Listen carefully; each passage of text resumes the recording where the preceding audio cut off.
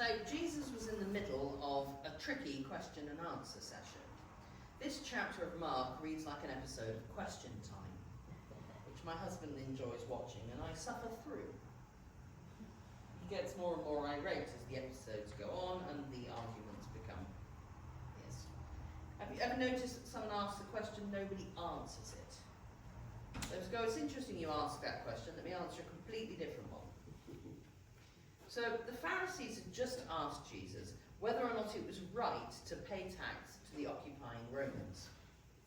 And the Sadducees had asked him about marriage and remarriage at the resurrection. The thing is, neither of the group were really looking for an answer. They were trying to catch him out. The Pharisees were encouraging Jesus to speak against Caesar so they'd have a reason to have him arrested. And the Sadducees didn't even believe in the resurrection that they were arguing about. If you ever want to remember the difference between the Pharisees and I've said this joke before, but I'm saying it again. If you ever want to remember the difference between the Pharisees and the Sadducees are the ones who didn't believe in the resurrection. That's why they were Sadducee. Terrible Bible jokes, but we performed here regularly on Sunday. So they didn't even believe in the resurrection that they were arguing about. So a scribe then asks Jesus, of all the commandments, which is the most important? This was a popular point of discussion among the scribes and Pharisees. They liked to try and summarize the law into one or two sentences. We don't know if this was a genuine question or not. This could have been another attempt to trick Jesus into saying the wrong thing, committing blasphemy so that he could be condemned by the Jewish authorities, or speaking against Caesar. But in any case, Jesus answered the question in the reading we just had, which I says here. He says, "Hear, O Israel, the Lord our God, the Lord is one. Love the Lord your God with all your heart, with all your soul, with all your mind, with all your strength." The second commandment is this: love your neighbour as you love yourself. No commandments are greater than these. Jesus is quoting from Deuteronomy chapter 6, and due to a typing error, you didn't get verse 4. That was my fault. But it's the beginning of the passage known as the Shema, the main confession of Judaism, and its central prayer. These are arguably the most important words in the Jewish faith. These are among the words that are placed in mezuzahs. Does anyone know what a mezuzah is? I had to look it up as well. Placed in mezuzahs, they're the little boxes that you see attached to the doorposts outside Jewish homes. And they contain certain scriptures, and one of the scriptures is this, the Shema. The words of the Shema are traditionally spoken with your right hand over your eyes, and please excuse my Hebrew, but it goes something like this. Shema Israel, Adonai Elonehu, Adonai Echad. Hear, O Israel, the Lord is our God, the Lord is one.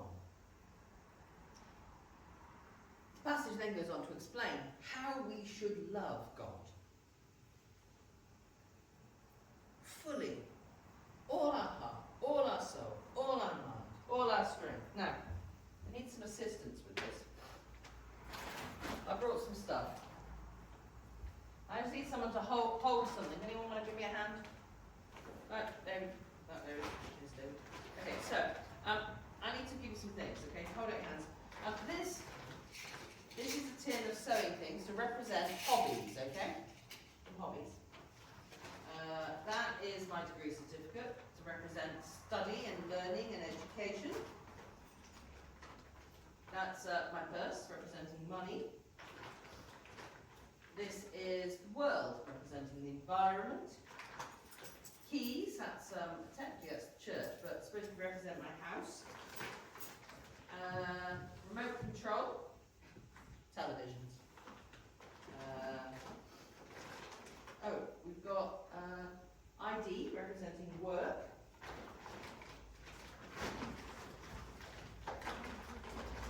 Chocolate representing food. And then there you go, that on top there.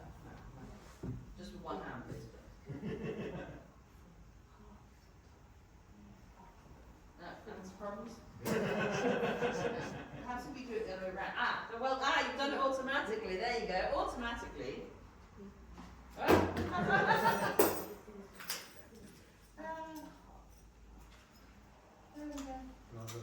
Alright, put back down, it's fine. That's right. Thank you. That's it. These represent all of the different commitments that are in our lives. Money. We need money to live. Money's not a bad thing. My grandfather, if you used to say to him, "Grandad, I'm going to the shops." And he'd say, "Oh, have you got any money?" And you'd say, if I say no, maybe he'll give me some. Say, "No, not really." And he'd say this, "You should get some, it's jolly handy stuff." So that's true. Keys. It's important to have a home, a roof over our heads. It's important that we feel safe and secure where we live. Chocolate. It's important that we have food for our tables to sustain our bodies. In that respect, it's important that we have work so that we can have money and a home and food. We must be responsible and care for the environment, care for the world that God has given us. I think it was supposed to be, that was supposed to be in there as well, but I'm using it for the Bible. Mobile phone, friends and family. Important that we maintain these contacts. Nothing wrong with having hobbies. Nothing wrong with watching TV, although it does slightly depend what you're watching. Nothing wrong at all with studying and growing in knowledge. And the Bible to represent God. You see, to love God means to put him first in our lives. To love him with all our heart means he must be our first priority. It means loving him more than and above everything else. It means putting what he wants ahead of what we want, or sometimes what others may want of us. What do we do with those people in our lives that we love? Our children, our parents, our partner. Well, think about it. I imagine that you want to spend time with them, that you kind of like being around them. I imagine that you want to do things that make them happy. I don't know about you, but I get way more joy out of finding the right gift to give to somebody and seeing them open it than I do out of any present I ever receive. We do things to make the people we love happy, and that's true for God too. If we love God, we should want to spend time with him. We should include him in our everyday activities, not just kind of call on him when we want something, or come and visit him in the church do on Sundays. All of those things that I mentioned, none of them are bad. But they can't all have first place in our lives. Only one thing can have first place. And so that thing should undergird everything else, which is why if you put the Bible at the bottom of the pile of things, everything else remains stable. If you open it up, it's even more stable because you've got more surface area. None of those things are bad, but great commentator William Barclay said it is the good that is the worst enemy of the best. Sometimes our focus on things that are in fact quite good things can knock God off his position as our first priority. I always said that I aspire to meet a partner in life for whom I'm his second priority. In that I want to meet someone for whom God was their first priority. And indeed I did. Although he's got 4 kids, so I reckon I rank number 5. Possibly 7 if you count the dogs. So that's how to love God with all your heart. You put him first. To love God with all your soul. What's your soul? Well, your soul is, it's what makes you you. To love God with your soul means to love him with your emotions. Having God as your soulmate. There is a Salvation Army song, which I'm one of those songs that I'm always disappointed other people don't know, and I only know because I used to be in the Salvation Army. And it's Jesus, Tender Lover of My Soul, which now I'm saying, look, you're going, no, that's lovely, so I've never heard of it. But it's Jesus, Tender Lover of My Soul, Pardoner of my sins and friend indeed, Keeper of the garden of my heart. Jesus, thou art everything to me. And I just love this concept of Jesus as the lover of my soul. The song captures in that line a little bit of what it means to love God with all your soul and to know your soul loved by him. He loves you for you, who you are. Even those bits you don't show other people, he loves you. And he wants us to love him too, in that way. By way of criticism, it has been said that if you took the word Jesus out of some modern Christian choruses and replaced it with the name of your boyfriend, girlfriend, or spouse, it could easily be turned into a love song. The point is supposed to be that some modern choruses lack theological content. And that, admittedly, in some cases, is true. My response is a little bit more like, well, so what? If we can't sing a love song to Jesus, if we can't express our emotions for our God, for all that he has done for us, then, I don't know, it doesn't seem so wrong to me that we should want to do that. We are called to love God with our soul. That includes our emotions. It's not just a brain response, it's got to be a heart response. Loving God with all your soul also means allowing him to change those parts of our characters which are not true to the people he designed us to be. Perfect timing. We cannot love God with all our soul and then not allow God to change us. Any relationship with someone, any deep soul connection with another human being changes us. Sometimes to be more like the person that we're connected with. It's true in our relationship with God. It should change us into being more like him. Actually, I've just had a very, very funny thought.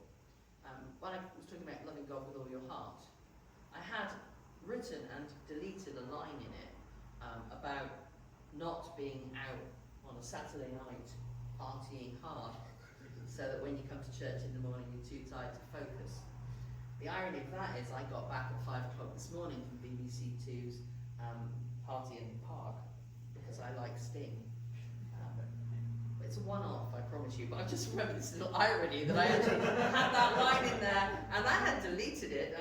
But no, actually, it's me this week, it's me. I'm the one who was out late last night. Fortunately, my husband drove home. His church service was at 10, and he had to preach as well this morning, so I'm like, okay, we can do this. He's a vicar, for those who don't know. I've said that before. So, we talked about loving God with all our heart and with all our soul. What does it mean to love God with all our mind? Well, to love God with our minds means that we should spend time studying his word in order to learn about him. Maybe reading books about him, written by people who know more than we do. Being a Christian does not mean that we have to leave our brains at home when we come to church. We don't need to be afraid of asking questions and challenging assumptions. Christianity stands up to rigorous intellectual scrutiny. We're supposed to have an intelligent faith, not to blindly accept everything we are taught. I sometimes think that people feel like their faith is a knitted jumper, a hand-knitted jumper, and that if they pull one thread by questioning it too hard, the whole thing will become unravelled and we won't believe anything anymore. And that should not be true. You should be able to look at a bit and go, I'm not sure if that bit, I said that quite right. I need to rethink that. And I don't think now the same way I thought 10 years ago. And I definitely don't think now the same way I thought 30 years ago. And I first became a Christian when I was 14, so 35 years ago. And I would like to believe that my thinking has changed and matured and grown since then. And that's okay. Anyone who thinks they can pin God down to a precise opinion or argument is probably mistaken. Or they are the only person who has a monopoly on the truth, and I would like to get to know them better.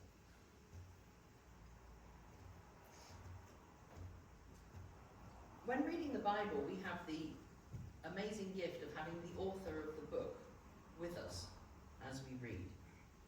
The Holy Spirit can help us to gain understanding when we're unsure. Or we can speak to a more mature believer. But we do have to live with uncertainty. There are some things that we might just have to go, I don't know. I'm not sure. We're never going to fully understand the mind of God because it's a bit bigger than we are. Just a smidge. My favourite thing about uncertainty was when Selwyn Hughes was asked about whether he was a pre- or a post-millennialist. Now, for those who don't understand the question, which is reasonable, did he believe that the saints were going to be taken to be in heaven before or after the 1,000 years tribulation, as mentioned in Revelation? And he said, I'm a pan-millennialist. And they said, well, what does that mean? He said, I think it'll all pan out in the end. And I feel that sometimes we don't have an answer. It will pan out in the end. Just trust God, it will pan out in the end. We have to live with uncertainty. And actually there is a maturity to living with uncertainty. But loving God with all your mind must impact the way that we think. 2 Corinthians 10:5 tells us that we should demolish arguments and every pretension that sets itself up against the knowledge of God, and take captive every thought and make it obedient to Christ. To love God with our minds, we must consider the sort of things that we think about and dwell on. We have to ask if it stands up to the Philippians 4:8 test. Is it true? Is it noble? Is it right? Is it pure? Is it lovely? Is it admirable? Can't say that. Is it excellent or is it praiseworthy? This is easier said than done and requires discipline. Every time we find ourselves thinking about that which is not appropriate, we need to find a way to stop and think about something else. We are not responsible for the random thoughts that fly through our head in the everyday. We are responsible, they're like birds flying by. We are responsible if we stop and we let them nest in our hair. So we need to be able to kind of go, no, I'm not thinking about that, I'm thinking about something else. Something better. Think about someone you love, someone God has gifted to you in your life. Or something else positive. It may be that actually we find that there are some things that cause these thoughts to enter our head more frequently. There may be some TV programs, some friendships actually, some apps, some websites, or just some books that cause us to dwell on things that are really not of God, and we know what they are. And it could be different for different people. Depends how our minds work. In those cases, we might need to limit our contact with those people, stop watching those TV programs, delete the apps, avoid the websites, and donate those books to the charity shop.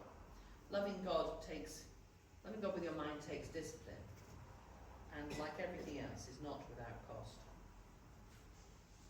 How do we love God with our strength? Well, I was just saying to Godwin earlier that I studied pure mathematics. Pure. Not applied. None of this using it business. I did maths for maths' sake. Applied maths is actually using maths for working things out, like velocities and trajectories and useful things. And pure maths frequently is a field of maths that they don't find out what it's useful for till some years later, when someone wants something to do a particular function and someone goes, ooh, that's a bit like that branch of pure maths I haven't thought about in 15 years. Or in my case, 30. Well, there is pure and applied theology as well. Pure and applied Christianity. Pure Christianity. It's all head knowledge. Knowing a lot of theology. Knowing your Bible back to front, inside and out. But not applying its teachings to the way that we live our lives. We're called to a life of applied Christianity. During the time of Jesus, the Pharisees excelled in pure religion.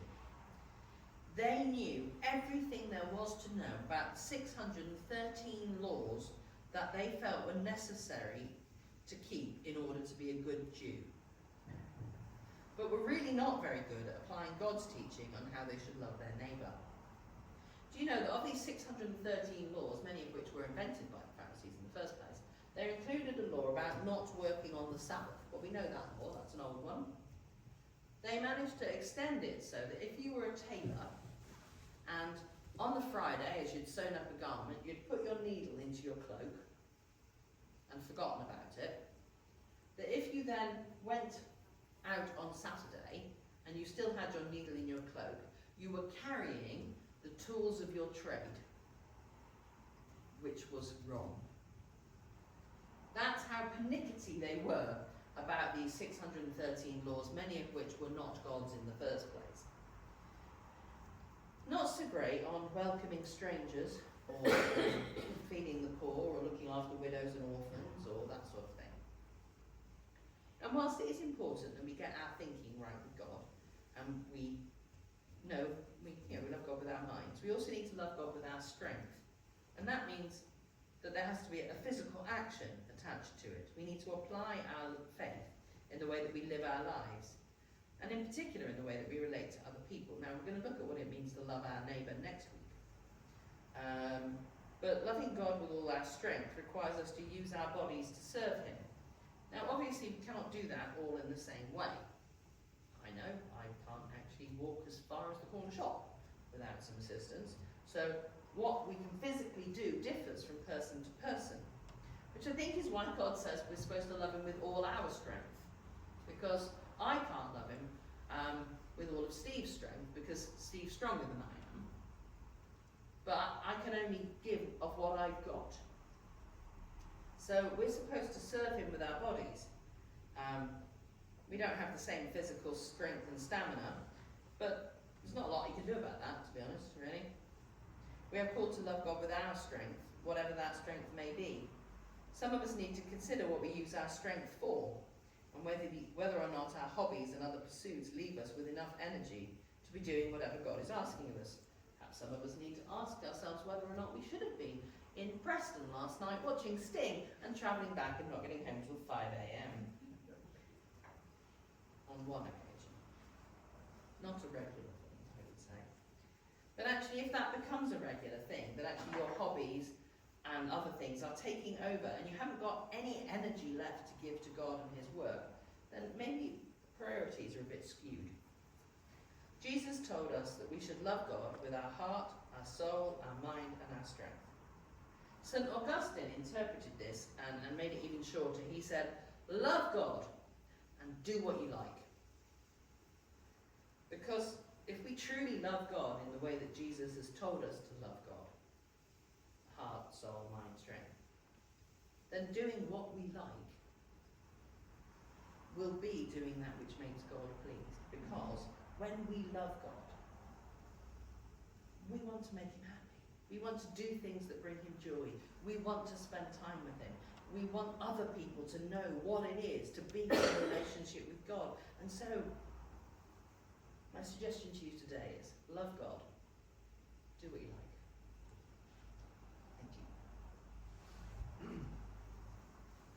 I'm going to sing a song, which is I Love You, Lord, and I Lift My Voice, about this very subject.